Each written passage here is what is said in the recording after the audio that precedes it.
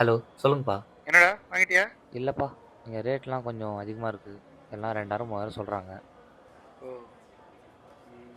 அப்போ ஒன்று பிடிச்சிருக்கா? பிடிச்சிருக்கு. சரி, நான் காசு அனுப்புகிறேன், வாங்கிக்க. பாப்பா, அதெல்லாம் ஒரு பிரச்சனை இல்லைப்பா. நானே அப்புறம் வாங்கிக்கிறேன்ப்பா.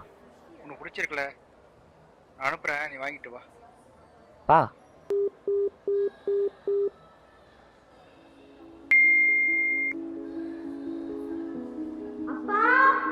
அப்பா அப்பா அப்பா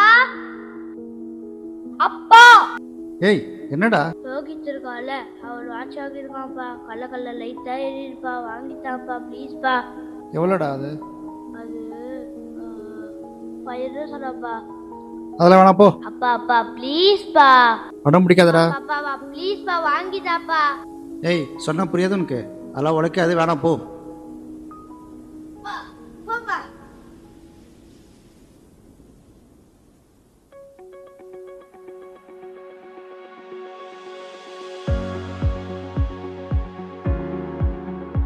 அன்றைக்கி அடம் முடிச்சேண்ணா, இன்றைக்கி அடம் பிடிக்கல.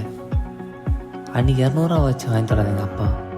இன்றைக்கி நான் கேட்காமலே ஏன் 2000 அனுப்பணும்?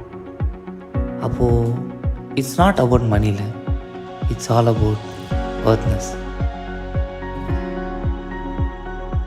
அந்த வயசுலேயும் நமக்கு எது வருதுன்னு தெரியல. அண்ட் இப்போவும் இனிமேலாச்சும் எது வருதுன்னு யோசிச்சு டிசைட் பண்ணணும். இது வெறும் வாட்ச் பற்றி மட்டும் இல்லை.